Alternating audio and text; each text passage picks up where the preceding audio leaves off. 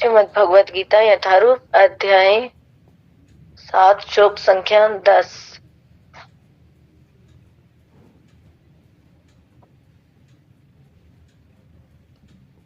बीजं मां सर्वभूतानां विद्धि पार्थ सनातनम् बुद्धिर्बुद्धिमतामस्मि तेजस्वी नामहम्।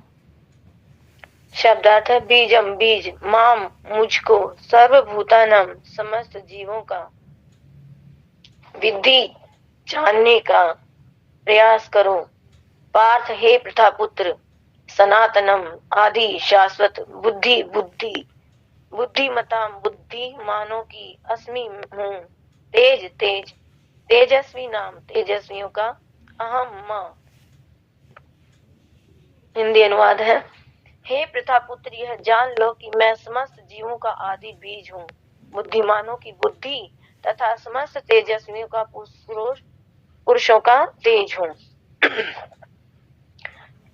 तो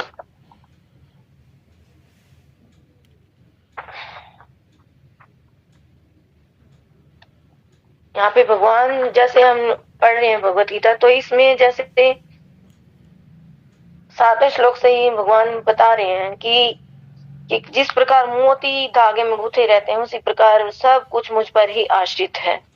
और 8वें श्लोक में बता रहे हैं भगवान कि मैं जल का स्वाद हूँ, सूर्य तथा चंद्रमा का प्रकाश हूँ, वैदिक मंत्रों में ओंकार हूँ, आकाश में ध्वनि हूँ तथा मनुष्य में सामर्थ्य हूँ।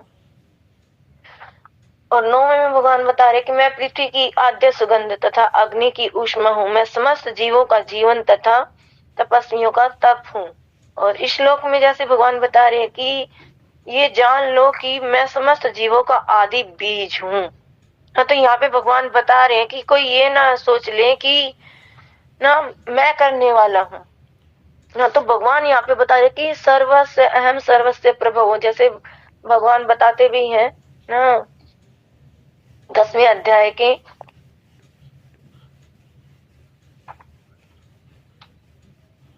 8वें श्लोक में भी भगवान बताते हैं, जैसे कि अहम सर्वस्य प्रभवो मत्तः सर्व प्रवर्तते इति मत्वा भजन्ते माम बुद्धा भाव समन्वितः। कि मैं समस्त आध्यात्मिक तथा भौतिक जगतों का कारण हूँ, प्रत्येक वस्तु मुझ ही से उद्भूत है। जो बुद्धिमान यह भली भांति जानते हैं, वे मेरी प्रेमा भक्ति में लगते हैं तथा हृदय से पूरी तरह मेरी पूजा में तत्पर रहते हैं। तो यहाँ पे भगवान बता रहे कि मैं हूँ, ये ना कोई सोचे कि मैं करने वाला हूँ, है ना। जैसे कि बताया कि इस श्लोक में कहा श्री कृष्ण की एक ऐसे सनातन बीज हैं जिस बीज के द्वारा जीवन को विभिन्न प्रकार के शरीर प्राप्त होते हैं। और इस श्लोक में श्री कृष्ण की 3 अत्यंत महत्वपूर्ण शिक्षाएं हम जो है इसमें ग्रहण कर सकते हैं ना। कि जो सबसे पहला है कि श्री कृष्ण बता रहे हैं, बोल रहे हैं अर्जुन को कि हे पार्थ ना, हे प्रथापुत्र, ये जान लो कि मैं समस्त जीवों का आदि बीज हूँ। तो ये जो पहली पंक्ति है, बीजम माम सर्वभूतानां विद्धि पार्थ सनातनम, की अर्थात हे पार्थ तुम मुझे सभी प्राणियों का सनातन बीज मानो। तो अगर हम देखें तो इस भौतिक जगत में कोई भी बीज जो है सनातन नहीं होता है ना। इस बात को हम समझ सकते हैं कि इस भौतिक जगत में यदि अगर कोई बीज बोया जाता है ना तथा उसका सिंचन किया जाता है, तो वो बीज जो है अंकुरित होता है तथा धीरे धीरे वो वृक्ष का रूप धारण कर लेता है। और अब बीज जब वो वृक्ष का रूप धारण कर लेता है तो वो बीज नहीं रहता है, क्योंकि वो वृक्ष बन चुका है। तो वह बीज वृक्ष के रूप में जो है ढल जाता है उसके बाद। परंतु यहाँ पर जो है श्री कृष्ण भगवान कह रहे हैं कि वे समस्त जीवों के ऐसे बीज हैं जो शरीर रूपी वृक्ष में ना परिणत हो जाता है। बल्कि हमें ये समझना चाहिए कि प्रत्येक जीव के साथ ऐसे बीज का कार्य करते हैं भगवान, जिस बीज के द्वारा जीव को एक के बाद एक विभिन्न शरीर प्राप्त होते हैं ना। हम समझ सकते हैं कि जो इस भौतिक संसार में अगर बीज बोया जाता है तो वो धीरे करके क्या से वृक्ष का रूप धारण करता है। लेकिन जो भगवान बता रहे हैं कि मैं आदि बीज हूँ ना, मैं ऐसा बीज हूँ जो कभी भी जो है परिणत नहीं होता, वो जो हमारा शरीर रूपी वृक्ष है उसमें परिणत हो जाता है। लेकिन बीज, भगवान बीज ही रहते हैं, वो कभी भी उससे ऊपर नहीं। कि हमारी आत्मा है, यानी कि हम शरीर धारण कर सकते हैं हम, लेकिन हमारी आत्मा जो है वो हमेशा हमारे, जो हम शरीर को बार बार बदलते हैं, हमारा शरीर बार बार हम जो है कभी किसी शरीर में कभी किसी शरीर में हम जो है प्राप्त करते हैं। लेकिन हमारा जो बीज हमारी आत्मा है वो स्थिर रहती है, वो एक ही रहती है, वो कभी भी नष्ट नहीं होती। तो इस भौतिक जगत में हम अगर देखें तो वृक्ष की जड़ का कुछ ऐसे गुण होता है कि हम समझिए कि इस भौतिक जगत में वृक्ष की जड़ में ये गुण होता है कि जिस समय वृक्ष को अगर हम काट दें तो उस समय जड़ के द्वारा वो वृक्ष जो है पुनः उग जाता है। अगर हम कोई वृक्ष को काट दें तो तुरंत से वो अंकुरित हो जाता है वृक्ष, परंतु जो वृक्ष की जो जड़ है वो सनातन नहीं होती है ना। वो जड़ कभी भी ऐसे नहीं रहती है कि वृक्ष की कि वो सदा रहे। जितनी आयु वृक्ष की रहती है, जितने समय तक, जितने साल तक वृक्ष को लगा रहना होता है उतने समय तक वृक्ष रहता है। उसके बाद अगर वृक्ष सूखता है तो जड़ भी तो उसके साथ साथ सूख जाती है ना, वो नष्ट हो जाती है और दोबारा से वो वृक्ष उत्पन्न नहीं होता। परंतु यहाँ पर जो श्री कृष्ण अपने आप को ऐसा बीज बतला रहे हैं कि जो कभी भी नष्ट नहीं होता, बल्कि जीव को उसके कर्म तथा उसकी इच्छाओं के अनुसार विभिन्न प्रकार के शरीर एक के बाद एक दे दिए जाते हैं ना। यह सनातन बीज जब तक जीव को एक के बाद एक विभिन्न प्रकार के शरीर देता रहता है तब तक जीव जो कृष्ण भावना भावित नहीं बनता है ना। भगवान बता रहे हैं कि ये शरीर ना बार बार दिया जाएगा जब तक कि जीव जो है पूर्ण रूप से कृष्ण भावना भावित नहीं होता है। तो और हम समझ सकते हैं श्री कृष्ण जो है संपूर्ण सृष्टि के बीज है ना। श्री प्रभुपाद इस बात को दूसरे प्रकार से ना बताते कि यहाँ पर जैसे बताया ना कि सर्वभूता नाम ना, संपूर्ण सृष्टि का इसका एक अर्थ ये भी होता है कि संपूर्ण सृष्टि सर्वभूता नाम। यहाँ बताया सर्वभूता नाम, एक बताया समस्त जीवों का, लेकिन इसको हम समझ सकते हैं कि संपूर्ण सृष्टि ना, उनका भी जो है कौन बीज पिता कौन भगवान श्री कृष्ण है। तो इस प्रकार यहाँ पर जो है श्री कृष्ण कह रहे हैं कि वे संपूर्ण सृष्टि के सनातन बीज हैं। यदि संपूर्ण सृष्टि की तुलना एक वृक्ष अगर हम करें तो श्री कृष्ण एक ऐसे अविनाशी बीज है जिनसे ये सृष्टि रूपी वृक्ष जो है बार बार उत्पन्न होता है। सृष्टि रूपी वृक्ष जो सनातन बीज से बार बार उत्पन्न होता है तथा बार बार नष्ट भी होता है न, परंतु जो सनातन बीज न यानी कि श्री कृष्ण न कभी भी नष्ट नहीं होते हैं ना। हमारी जो सृष्टि है, भौतिक संसार है न, सृष्टि है, ये बार बार जैसे हो ना कहते ना कि न प्रलय आएगी तो ये सृष्टि खत्म हो जाएगी और दोबारा से जो है हमारा इस सृष्टि की संरचना करते हैं भगवान। तो ये बार बार सृष्टि उत्पन्न होगी और नष्ट होगी, लेकिन भगवान श्री कृष्ण वो कभी भी नष्ट नहीं होते हैं। वो स्वयं से ही ऐसे हैं कि भगवान बताना श्री कृष्ण सर्वे सर्वा है ना। श्री कृष्ण भगवान है ना एक ऐसे बीज है जो कभी भी नष्ट नहीं होते। तो और जैसे एक बार हम इसके तात्पर्य में अगर पढ़ें तो श्रील प्रभुपाद बता रहे हैं कि कृष्ण समस्त पदार्थों के बीज है न। कई प्रकार के चर तथा अचर जीव हैं, पक्षी मनुष्य तथा अन्य जीव प्राणी चर हैं, पेड़ पौधे अचर हैं, वे चल नहीं सकते, केवल खड़े रहते हैं। प्रत्येक जीव 84 लाख योनियों के अंतर्गत है, जिनमें से कुछ चर है और कुछ अचर। तो यहाँ पे बता रहे हैं प्रभुपाद जी कि कृष्ण जो है समस्त पदार्थों के बीच है ना। इस संसार में कितने चर और अचर जीव हैं ना, कुछ चलने वाले हैं और कुछ खड़े रहने वाले जैसे पेड़ पौधे, वो कभी चल नहीं सकते ना। और जितने प्रत्येक जीव 84 लाख जितनी भी योनियां हैं उनके अंतर्गत जितने भी जीव हैं, चाहे वो चर है और या चर है ना, उन सब के जीवन के बीच स्वरूप कौन है? श्री कृष्ण भगवान है।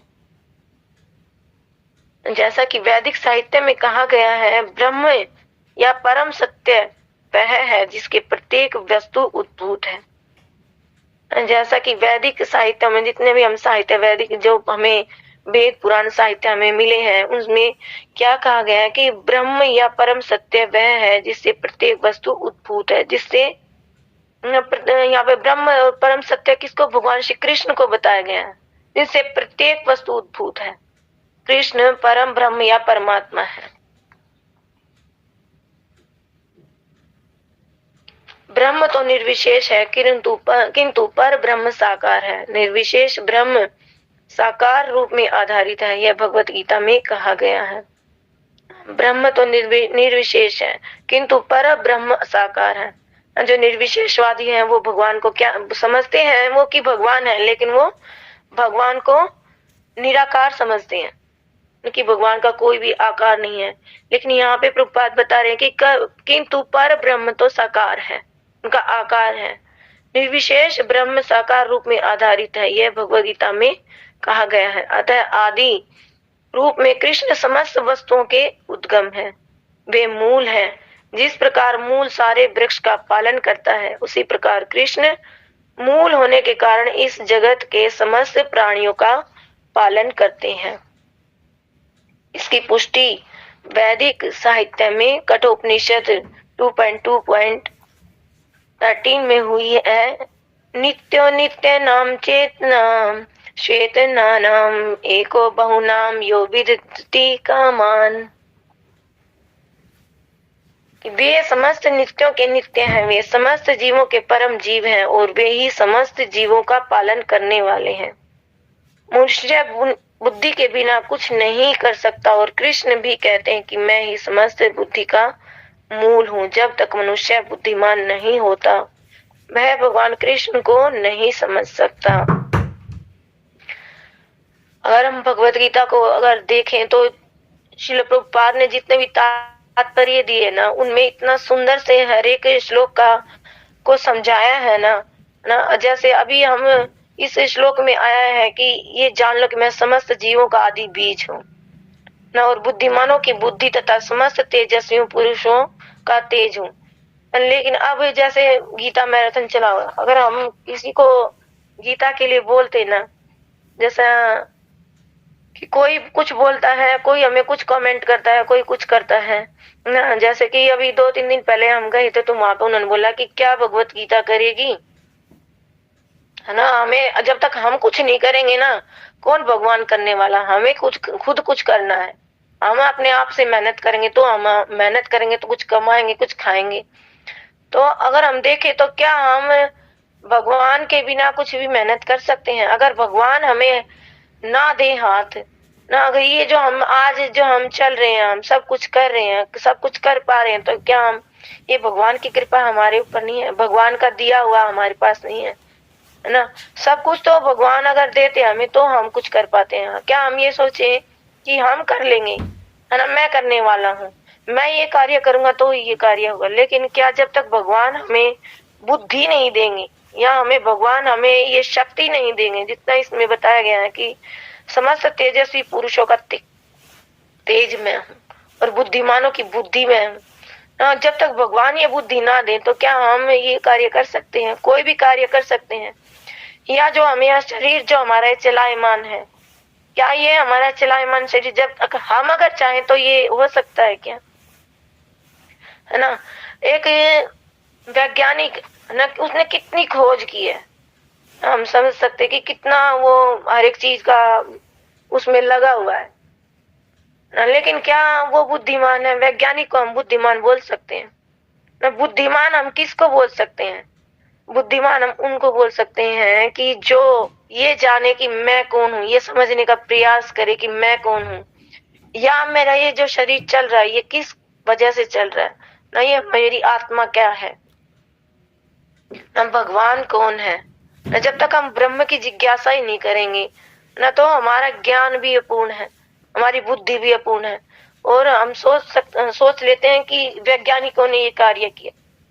क्या वैज्ञानिक एक कार्य कर सकता है कि वो एक शरीर में क्या वो आत्मा को रख सकता है ना। हम सोच सकते हैं कि वैज्ञानिक ने ये आविष्कार किया, आज हम देख रहे संसार में कितना कुछ है ना, सब कुछ। लेकिन ये हम इंसान की बुद्धि नहीं, लेकिन वो बुद्धि भी कहाँ से हमें प्रदान हुई है? वो भगवान, वो बुद्धि भी हमें भगवान ही देने वाले।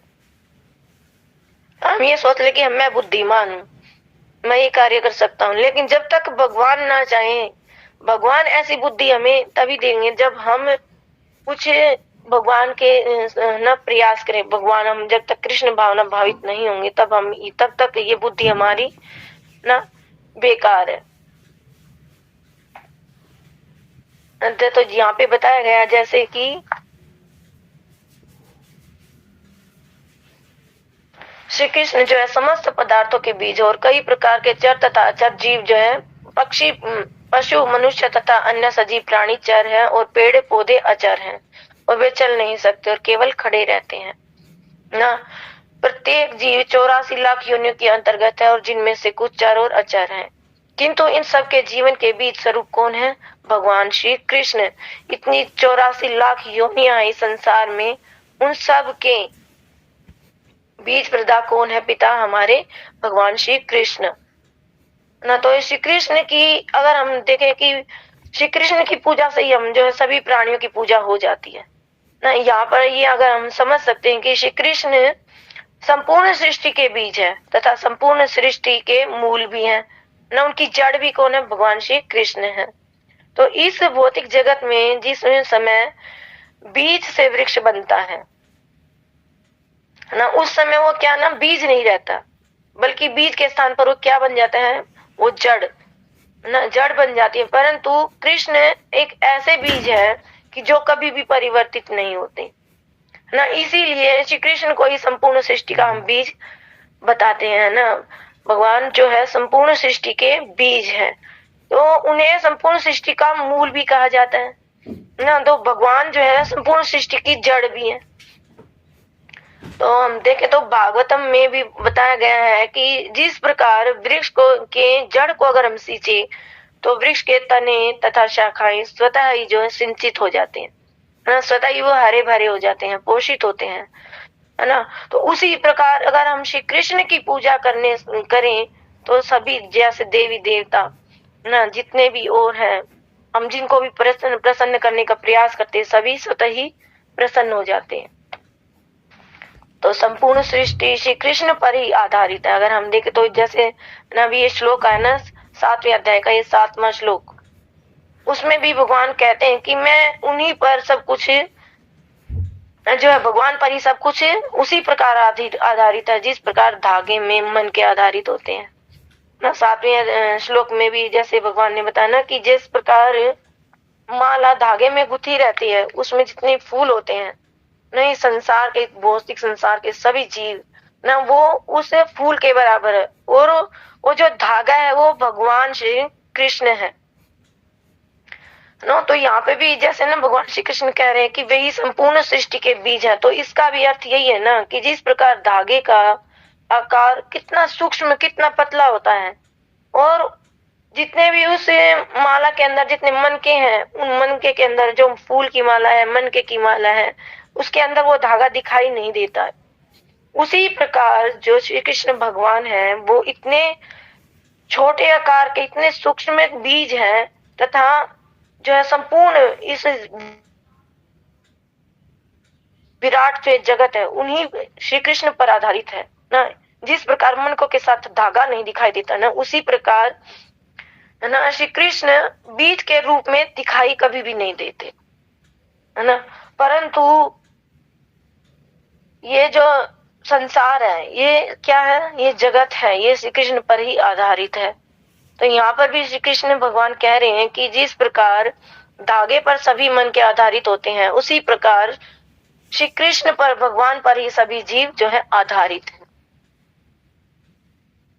और एक इस श्लोक में आया है, यहाँ पे भगवान जो है अर्जुन को जैसे प्रथा पुत्र कहकर संबोधित कर रहे हैं ना। तो प्रथा यानी कि प्रथा बोला गया है कुंती महारानी को, है ना। और कुंती महारानी को अगर इस श्लोक में अगर हम समझे तो ये भी समझ सकते हैं कि भगवान जो है इस श्लोक में, हर एक श्लोक में भगवान ने अर्जुन को अलग अलग नामों से संबोधित किया है, और इस श्लोक में प्रथा पुत्र के नाम से संबोधित किया है। तो प्रथा एक कुंती महारानी का नाम है, और कुंती महारानी जो भागवतम में कितनी सुंदर जो भगवान की स्तुति करती है ना। उन्होंने, कुंती महारानी ने भी जो है क्या बोले, श्री कृष्ण को समस्त जीवों में ना भगवान को आदि पुरुष माना है ना। तो कुंती महारानी जो है भागवतम में कहती हैं कि हे कृष्ण, मैं आपको नमस्कार करती हूँ क्योंकि आप ही आदि पुरुष हैं। आप समस्त प्राणियों के अंदर तथा बाहर स्थित होते हुए भी सभी के लिए अदृश्य हैं। तो यहाँ पर श्री कृष्ण अर्जुन से कह रहे हैं कि हे अर्जुन, मैं समस्त जीवों का प्रारंभिक कारण हूँ, अर्थात बीज हूँ, है ना। और ये समझ सकते हैं हम कि यहाँ पे भगवान ये भी बताना चाह रहे हैं अर्जुन को कि तुम्हारी माता कुंती देवी भी ना यही बात मानती है कि मैं सभी जीवों का प्रारंभिक कारण अर्थात आदि पुरुष हूँ ना। तो अगला जो इसमें श्लोक में भगवान ने जो दूसरी लाइन में बताया कि बुद्धि बुद्धिमतास्मि, कि मैं बुद्धिमानों में की बुद्धि हूँ। तो यहाँ पे भी श्री कृष्ण जो है यही बताना चाह रहे कि मैं समस्त बुद्धि का मूल हूँ ना। जब तक मनुष्य बुद्धिमान नहीं होता वह भगवान श्री कृष्ण को नहीं समझ सकता ना। कि यदि श्री कृष्ण किसी व्यक्ति को बुद्धि प्रदान करते हैं तो उस समय वह व्यक्ति इस भौतिक जगत में ना उसी प्रकार श्री कृष्ण के दर्शन करता है ना। हम समझ सकते हैं कि जिस तरह हंस है, हंस जल और दूध के मिश्रण को में से ना दूध को पी लेता है और जल को छोड़ देता है। तो इसी प्रकार ये संपूर्ण भौतिक जगत ना माया में भी कहा जाता है ना। ये कृष्ण में भी है और माया में भी है। इस भौतिक संसार में कृष्ण भी है और माया भी है। तो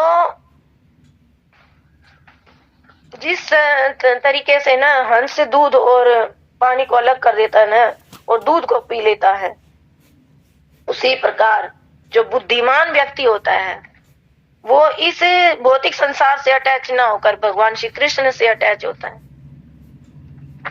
है ना।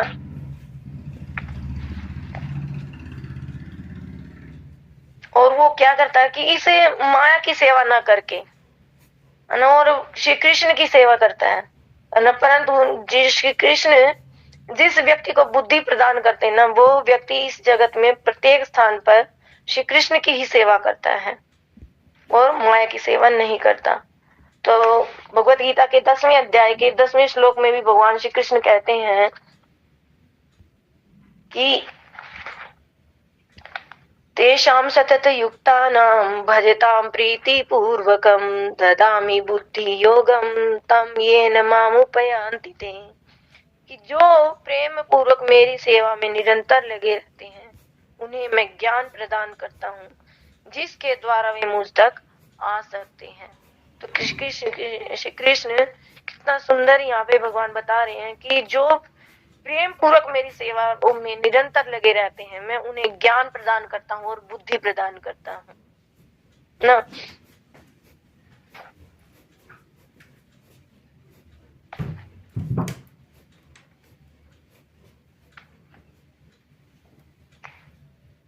भगवान बता दे कि वे उन्हें ऐसी बुद्धि प्रदान करते हैं जिससे कि वे इस भौतिक जगत में रहते हुए भी केवल श्री कृष्ण की ही सेवा करते हैं। हम सोचते हैं कि हम इस संसार में हैं, हम अपने ना गृह कार्य करें, अपनी गृहस्थी में रहकर अपने बच्चों के लिए हम कार्य करें ना। जैसे हम बार बार पढ़ते हैं कि हमें सब कार्य करने हैं, अपनी गृहस्थी के कार्य भी करने हैं, लेकिन श्री कृष्ण को हमें बीच में रखना, सर्वोपरि हमें भगवान को रखना है।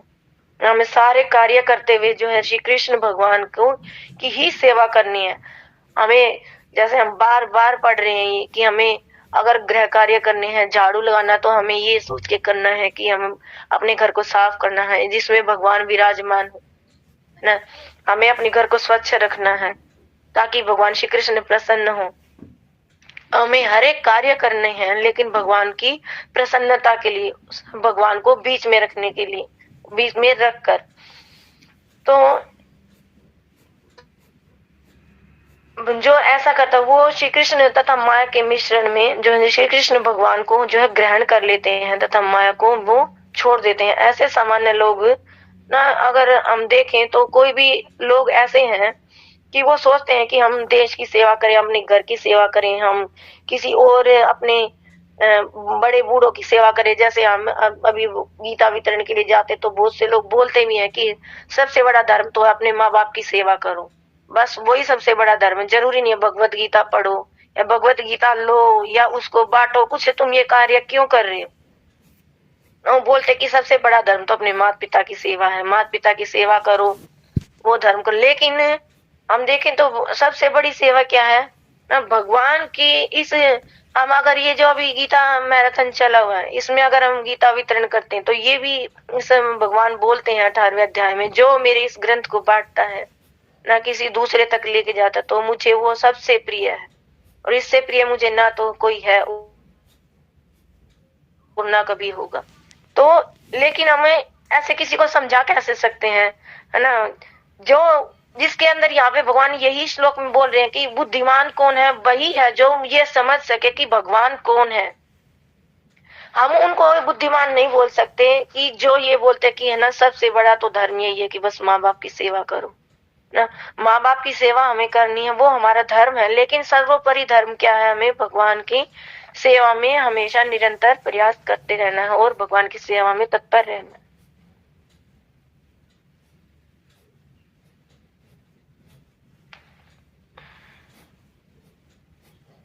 अब भगवत गीता के 9वें अध्याय के 11वें में भी प्रभुपाद लिखते हैं कि भगवान कृष्ण के सच्चिदानंद स्वरूप होने पर भी ना ऐसे इतने विद्वान हैं जो कृष्ण भगवान को सामान्य पुरुष कहकर उनका उपहास करते हैं, है ना। किंतु श्री कृष्ण के बारे में ना ऐसी धारणा उनकी अल्पज्ञता के कारण होती है, इसलिए वे जो है मूढ़ कहलाते हैं, क्योंकि मूर्ख पुरुष ही श्री कृष्ण को सामान्य समझते हैं, उनके अंदर इतनी बुद्धि नहीं होती ना। इसलिए जो कृष्ण भगवान को नहीं समझता ना, इसमें साफ साफ यही है कि जो कृष्ण भगवान को नहीं समझता ना वो मूर्ख है ना, उसके अंदर बुद्धि नहीं है। और बुद्धि देने वाले भी स्वयं यहाँ पे भगवान इस श्लोक में बता रहे कि बुद्धि भी कौन प्रदान करते हैं, भगवान स्वयं प्रदान करते हैं। जैसा कि हम समझते हैं ना बार बार कि भगवान कैसी, अगर हम जैसी हम अपनी इच्छा रखते हैं उसी प्रकार की हमें बुद्धि प्राप्त होती है। अगर हमने ये सोचा कि हमें भगवान हमारा हमेशा जो हम चाहते हैं ना वो हमें हमेशा प्रदान करते हैं, तो अगर हमने ये चाहा कि हम इस माया में खूब आनंद उठाएं, इस माया जगत में खूब आनंद उठाएं, तो भगवान हमें ऐसी बुद्धि प्रदान करेंगे।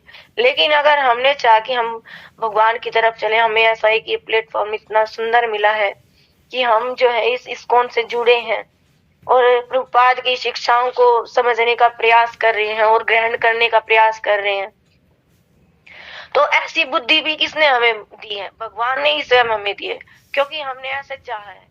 तो भगवान यही बोल रहे हैं इसमें कि बुद्धिमान मनुष्य वही है कि जो भगवान की को समझे कि भगवान कौन है और मैं कौन हूँ और ये मेरा भगवान के साथ क्या संबंध है। और बुद्धिमान व्यक्ति भी जो है अपनी बुद्धि पर ही आधारित होता है। यहाँ पर श्री कृष्ण भगवान कह रहे हैं कि जिस प्रकार धागा मन के पर आधारित होता है ना, जैसे हमने 7वें श्लोक में पढ़ा, उसी प्रकार बुद्धि पर बुद्धिमान व्यक्ति आधारित होता है, तथा वो बुद्धि भी जो है श्री कृष्ण भगवान ही है।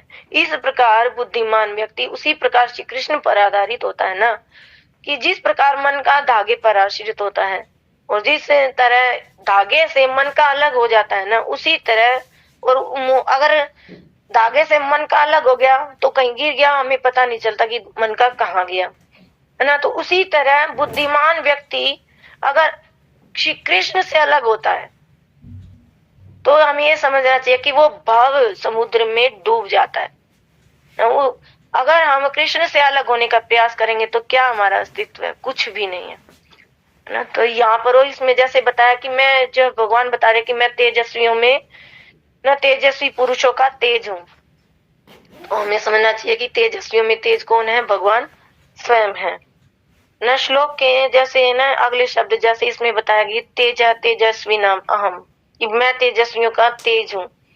तो तेज एक ऐसा गुण है जिसके द्वारा व्यक्ति न, हम किसी की भी, अगर हमारे अंदर तेज है तो हम कोई भी हमारे से नीचे है तो हम उसकी रक्षा कर सकते हैं। तो लेकिन यहाँ पर भगवान श्री कृष्ण कह रहे हैं कि तेजस्वी व्यक्ति तेज पर ना इसी तरह आधारित होता है ना, जैसे हमने बताया ना पीछे कि जिस प्रकार मन का धागे पर आश्रित होता है। हम इसको ऐसे ही समझ सकते हैं कि श्री कृष्ण जो है भगवान ही तेज प्रदान करते हैं हमें, इस प्रकार जो तेजस्वी व्यक्ति होता है ना, वो श्री कृष्ण पर ही आश्रित होता है। जैसा मन का जो है धागे से अगर अलग हो जाता है तो वह खो जाता है, और उसी प्रकार यदि है ना तेजस्वी व्यक्ति का श्री कृष्ण से अगर हम अलग हो जाते हैं, कोई भी अगर तेजस्वी व्यक्ति है, किसी के प्रकार अगर किसी के पास कोई भी शक्ति है, अगर वो भगवान से अलग हो जाते हैं, भगवान से स्वतंत्र हो जाते हैं, तो उस समय क्या वो किसी की रक्षा या कर पाएगा? अगर हम भगवान से अलग हो गए तो हम क्या ही कर पाएंगे? हम स्वयं अपनी भी रक्षा नहीं कर पाएंगे। अगर भगवान से भी अलग होते हैं तो हम क्या ही कुछ कर सकते हैं। तो यहाँ पर बता ही रहे हैं भगवान, जैसे बोला भी गया शास्त्रों में हम पढ़ते हैं कि धर्मम तू साक्षात भगवत परिणीतम, कि धर्म क्या है? साक्षात भगवान को समझना ही है, ये धर्म है। धर्म हम सारे निभाएं, हम अपने सारे कार्य करें, सब कुछ करें, लेकिन अगर हम भगवान को समझते हैं ना, धर्म क्या है? भगवान की साक्षात वाणी है, और भगवान की साक्षात वाणी भगवत गीता है। हम सब समझते हैं कि भगवान ने स्वयं भगवत गीता को अर्जुन को जो है अपने शब्दों से, अपने मुख से सुनाया है, और ये अर्जुन को सुना है, लेकिन ये सारा हमारे लिए सुना है। इतना सुंदर सुंदर एक एक शब्द इसमें जो है इतना हमारे लिए है कि हम कैसे अपने जीवन को कैसे न इस संसार में अगर हम आए हैं तो हम कैसे हम यहाँ से इस जन्म मृत्यु के चक्कर से छूट सकते हैं। तो हमें इनका भगवान की सारी शिक्षाओं को, जो श्रील प्रभुपाद ने हमें शिक्षाएं दी, इन सबको हमें ग्रहण करना चाहिए। और बुद्धिमान जो मनुष्य, इसमें बताया गया कि बुद्धिमान तो वही है जो भगवान को जानता कि वह भगवान कौन है और मैं कौन हूँ। तो हमें भगवान को और धर्म को अपना यही समझना चाहिए कि भगवान ही साक्षात धर्म है। तो इसमें जो भगवान ने बताया, तुम हरे कृष्ण माता जी।